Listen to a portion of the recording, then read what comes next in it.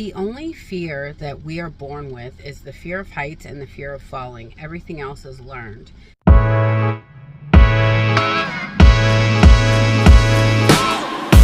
It's your girl T here, back with your TTime Tuesday vid. Yeah, I know y'all are having a beautiful, blessed day because we're T-timers. It's absolutely what we do. The affirmation of the day is, I create my own beliefs. I create my own beliefs. We're T-timers, so we say what we believe and what we don't believe. I wanted to begin with that introduction to elicit or to put you onto the fact that we are in control of what we deem as true, what we deem as false, what we deem as working, what we deem as not working. When y'all are listening to your subliminals, which are very powerful, or your affirmation tapes, which are also very powerful, it's not the tapes that are creating a reality for you. It's the belief that you have that it will work for you, that it will recondition your subconscious. Therefore, it will birth a new reality for you, or you'll get into a new timeline. All of your reality is controlled by what you believe in. If you believe that you say something once and it happens, so let it be. If you grew up in a household where money was never an issue, and you go through life not believing how all this money just flows in for you, no matter what you do, you're the best at it, you make money no matter where you land in life, it's because at an early age you were programmed with a belief that money is free flowing. It comes to you easily and effortlessly. We are controlled by what we believe. And our beliefs are usually formed from an early age. They say 0 to 7. I say whatever. 0 up till 12, 13, whatever. Situations happen to us, we form beliefs. Our parents hand us down past knowledge from their parents, we believe that.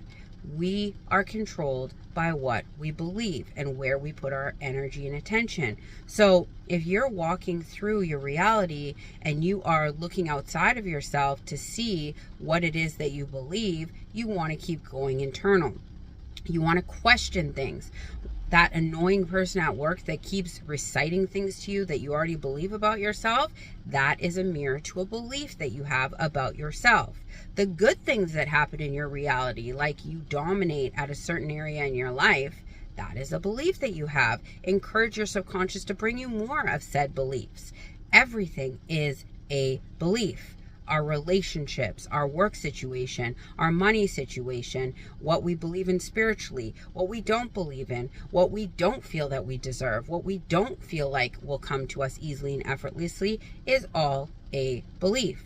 The great news about this is that beliefs are changeable. They say 21 days, that's again a belief. We could have a belief change for us in 2 days if we believe that it's possible. It's all controlled by what we believe or not believe can be possible, can happen for us, doesn't happen for us, etc. You guys get the idea. What I'm trying to say to you is that when you're walking through your reality and you're outsourcing what's possible for you by asking if this is the right or the wrong way, there is no right or wrong way. It is only deemed right or wrong by you personally, by what you see come true for you, how you respond to things. You put the value or the non-value on what is happening in your reality. So take your power back. When you wake up in the morning, declare who you are. Live in the declaration that you have declared. When something opposing to that declaration shows up in your reality, you have a choice. Is it going to apply to you, or is it going to be something that passes you by? Are you going to learn from what it's showing you, or are you going to sit as a victim in what it's showing you? These are your choices throughout the day. 60,000 thoughts, they say, per day. Are 45,000 of those thoughts telling you that you can't do something, why you want more negative things to show up for you? Or are 45,000 of those thoughts used productively to tell yourself what is possible for you, how amazing you are? When a thought comes through your mind and it's blocking you from a blessing, are you letting it pass through, or are you putting all your focus onto that thought and running with it?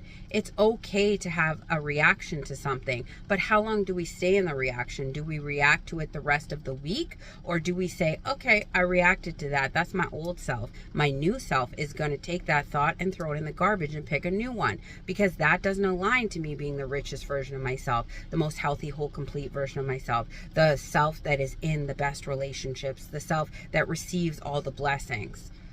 Be a boss in your reality. You control the narrative. You've been gifted the blessing of knowing that you have full control over what does and doesn't fly in your reality. I will give you an example. One of my best friends called me one day and said she wasn't allowed to have an animal at her house. The landlord had blocked her from the dog being in the house. And we talked it through for a couple of minutes and said, nope, it's going to change. It's going to shift.